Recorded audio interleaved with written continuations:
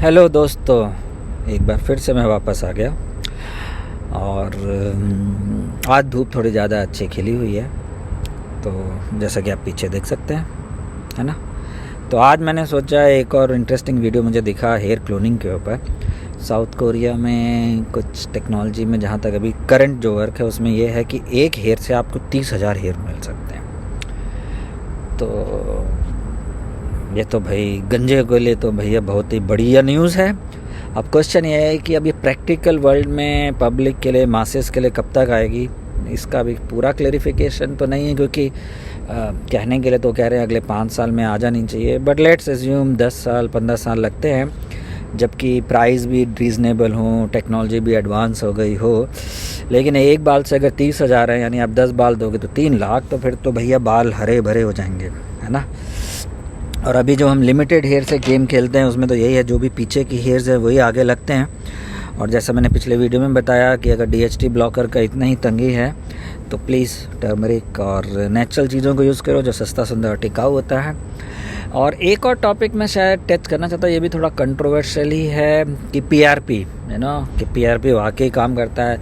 अगर आप मुझसे पूछोगे तो नहीं करता है, क्योंकि यहाँ पे एटलीस्ट बाहर PRP का जो कॉस्ट होता है ना, उतने में तो इंडिया में पूरा हेयर ट्रांसप्लांट हो जाता है। लेट्स से मोटा मोटा समझो 30,000 से 40,000 लग जाते हैं सिर्फ PRP सेशन कराने में।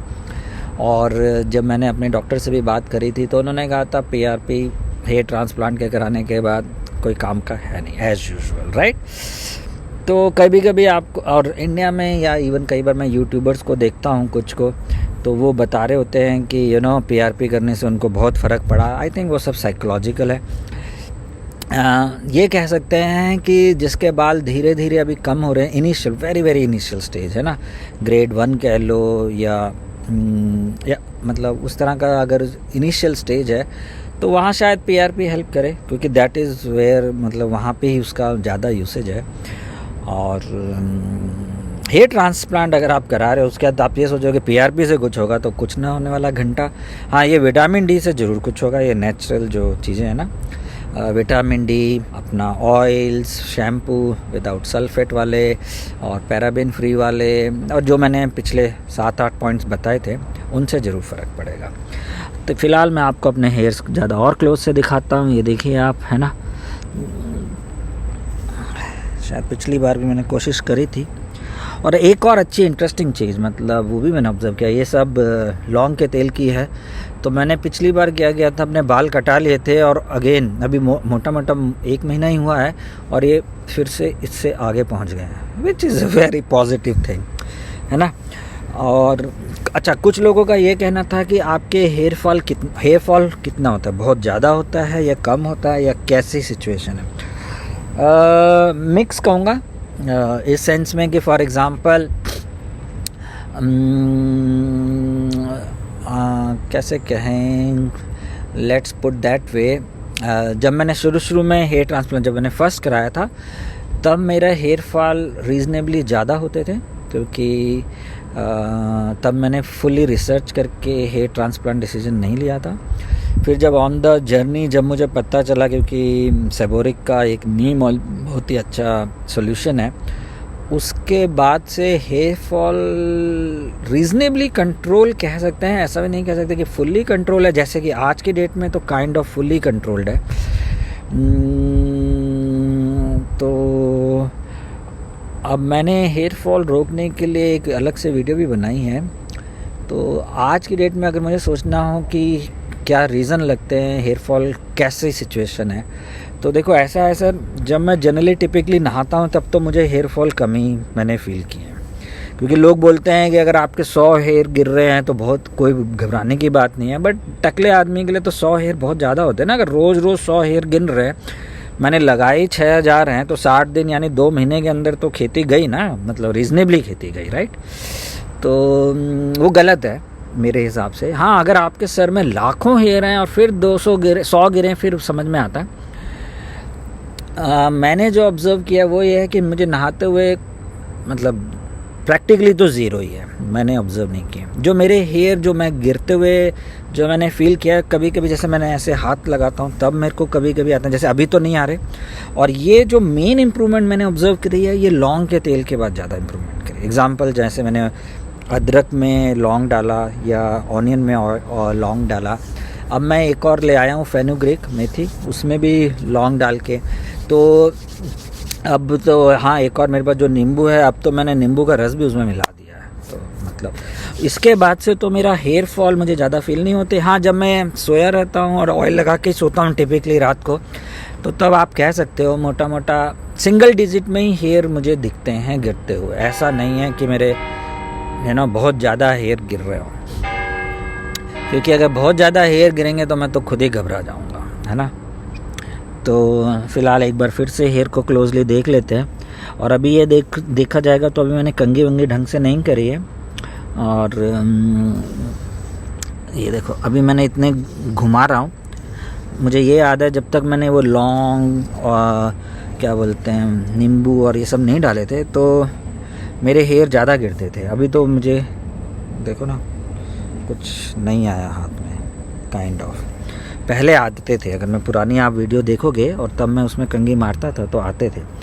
तो आई डोंट नो क्या इसमें एग्ज़ाम्पल कुछ फ़र्क पड़ा है बिकॉज ऑफ लौंग और ये जिंजर वाले सोल्यूशन से। आई थिंक नेक्स्ट लेवल का गेम वही है, स्पेशली जिनको सेबोरिक डर्मेटाइटिस है उनको ये करना चाहिए। ऑयल में आप लौंग मिला लो और नींबू भी अब मिला लो। मैं तो वो बता रहा हूँ जो मैं कर रहा हूँ, है ना। तो कोई नुकसान तो है नहीं। यही है मोटी मोटी कहानी, टू बी ऑनेस्ट, है ना। इसके अलावा आप जैसे हल्की विंड चल रही है, अब बालों को यूँ जुल्फ़ों को यूँ करना, ये तो एक अपना ही मज़ा है। वो तो आप समझ ही सकते हो गंजे आदमी के हिसाब से। और हाँ, फिर से अगर क्लोनिंग टेक्नोलॉजी अगर आ जाएगी तो बहुत ही बढ़िया होगा। जितनी जल्दी आ जाए उतना अच्छा है, और रीज़नेबली प्राइस हो तो फिर तो भाई चिंता की भी कमी हो जाएगी ना। Let's say at least next generation तो वो है, उनके लिए तो कोई प्रॉब्लम है ही नहीं। तो यहाँ पे आपको खेती ही खेती दिखेगी। फिर ये जो अभी हम हल्के हल्के अभी भी ऐसे देखते हैं ना, ये जैसे जिसको हमने रीज़नेबली हल्का, लेट्स से एकदम डार्क जैसे जवानी में हुआ करते थे, जैसे अभी भी आप देखोगे तो यहाँ तो आप देख रहे हो ना, ये तो एकदम ही मतलब फर्स्ट क्लास दिख रहे हैं, राइट। पर ये जो अभी भी बीच में हम क्योंकि लिमिटेड हेयर के साथ खेल रहे हैं ना बड़े हेयर को, तो वहाँ तो वो टेक्नोलॉजी क्लोनिंग से तो बहुत ही होप है मुझे, मतलब है ना। वो तो एकदम ही नेक्स्ट टू नेक्स्ट लेवल कह लो, नेक्स्ट लेवल भी कम ही बोलना है। बट अगेन वहाँ भी जब हेयर एक बार लग जाएंगे तो फाइनली तो आपको ये ऑयलिंग और ये शैम्पू जो बिना झाग का, जो ज़्यादा शैम्पू में झाग हो उसका मतलब खतरा है उसमें, ज़्यादा झाग खतरे की घंटी, थोड़ा बहुत झाग इट्स ओके। तो यही सब मुझे आपको एक अपडेट देनी थी। और आई थिंक हाँ, एक चीज़ और मैंने नोटिस करी, कई बार मुझे टॉपिक्स खुद भी नहीं समझ में आते कि कौन कौन से टॉपिक कवर किए जाएं। और आज के डेट में अगर मैंने देखा तो एक कम्युनिटी टैब होता है, वो तभी लेट्स से स्विच ऑन होता है जब आपके 500 से ज़्यादा सब्सक्राइबर हों। तो अभी तो जो मैंने नंबर देखा है वो कुछ 300 टाइप आ रहा है। तो अगर 500 प्लस हो जाएगा तो उसमें क्या है, फिर कम्युनिटी टैब अगर ऑन होगा तो फिर इजी है ना कि अच्छा कौन से टॉपिक कवर करने चाहिए कौन से नहीं, क्योंकि 1 बाय 1, क्योंकि अभी जैसे मैंने इस पूरे छोटी सी बात में आपको हेयर क्लोनिंग का ट्राई किया, पीआरपी का बताया कि पीआरपी वेस्ट है, स्पेशली हेयर ट्रांसप्लांट के बाद तो उसकी कोई वैल्यू है नहीं, साइकोलॉजिकल है पूरा है ना। और ये जो मिनॉक्सिडाइल फिनेस्ट्राइड है ये भी साइकोलॉजिकल है एक्चुअली में देखा जाए, क्योंकि ये सब इनिशियल चीज़ों के लिए काम करता है, बाद के लिए कुछ नहीं। वो आप हिलाना बंद कर दो तो फिनेस्ट्राइड लेने की ज़रूरत नहीं है। एक्चुअली में जो ज़्यादा फिनेस्ट्राइड लेते हैं फिर वो वैसा समझ लो जिनका खड़ा ही नहीं होता टाइप समझ लो। जैसे नहीं होता एग्जांपल टीनेज से पहले वाली जो एक एज होती है, और ऐसा काफ़ी लोगों के साथ ऑब्ज़र्व हुआ है। अब सारी वो वही है। अब कुछ लोग बोलेंगे नहीं मैं उसके बिना भी मेरा तो रीज़नेबल है, तो वो एक अलग कहानी है, फिर तो मैं कुछ नहीं कह सकता। But that is the idea, क्योंकि फिनेस्ट्राइड लेने का मतलब यही है। और आप अगेन किसी और डिपार्टमेंट में जाओगे तो वो तो इसको रिकमेंड भी नहीं करते। मिनॉक्सिडाइल अगेन ब्लड प्रेशर से स्टार्ट हुआ था, फाइनली उन्होंने सोचा हेयर के लिए भी काम आएगा, बट अगेन उसकी भी ओरिजिनल स्टोरी थोड़ी डिफरेंट है, तो वो भी कोई लेने की ज़रूरत, कहने का मतलब ना मिनॉक्सिडाइल की ज़रूरत है, ना फिनेस्ट्राइड की ज़रूरत है, ना PRP की ज़रूरत है। क्योंकि अगर इन सब की ज़रूरत होती वो भी हेयर ट्रांसप्लांट के बाद, तो फिर हेयर ट्रांसप्लांट किस लिए कराया है ना। हेयर ट्रांसप्लांट कराया इसलिए गया था कि हेयर आए, वो इनिशियल स्टेजेस के लिए काम आता है। तो आई थिंक कंट्रोवर्शियल है, तो मैं कुछ नहीं कह पाऊँगा अभी। तो फ़िलहाल लेट्स सी, एक बार कम्युनिटी टैब ऑन होता है तो टॉपिक थोड़ा ईजी है फिगर आउट करना। फ़िलहाल के लिए हेयर क्लोनिंग से मैं काफ़ी होपफुल हूँ, जब भी वो आ जाएगी फिर नेक्स्ट लेवल का गेम हो जाएगा। थैंक यू दोस्तों। और एक बार और क्लोजली देख लेते हैं, पीछे का भी आप हल्का सा देख लीजिए अगर दिख रहा है ना। तो हाँ, थोड़ी बहुत मुझे डैंड्रफ रहती है, मैं डैंड्रफ को मना नहीं करूँगा। हेयर फॉल थोड़ा कम है लेकिन डैंड्रफ हल्का है, और डैंड्रफ भी नथिंग है, स्किन का रिलेटेड है। तो ऐसा नहीं होता कि डैंड्रफ कभी भी ज़ीरो हो जाएगी, वो तो पॉसिबल ही नहीं, जैसे हमारे कभी बाल ज़ीरो नहीं होते। थैंक यू दोस्तों, बाय बाय, मिलते हैं ब्रेक के बाद।